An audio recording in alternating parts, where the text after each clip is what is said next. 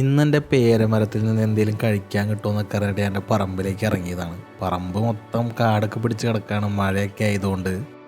ഈ ജാതിയുടെ അടുത്താണ് എൻ്റെ ആദ്യത്തെ പേരമരം. ആദ്യം തന്നെ കണ്ടത് കിളി കൊത്തിയൊരു പേരയ്ക്കയാണ്. ഈ പേരമരത്തിലെ പേരയ്ക്കകൾ മിക്കതും കിളികൾക്ക് ഉള്ളതാണ്. പിന്നെ അവിടെ കിടന്നൊരു ജാതിക്കായും എടുത്ത് ഞാൻ എൻ്റെ അടുത്ത ലക്ഷ്യത്തിലേക്ക് നീങ്ങി.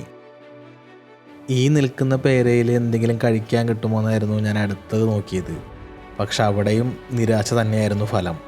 എനിക്കിഷ്ടപ്പെട്ട ഒരു പേരക്കയുടെ വെറൈറ്റിയാണത്. പക്ഷെ അതും കിളികൾ കൊത്തിയിട്ടുണ്ടായിരുന്നു. പിന്നെ ഞാൻ നോക്കിയപ്പോൾ പുതിയ പേരക്കകൾ ഇങ്ങനെ ഉണ്ടായി വരുന്നുണ്ട്.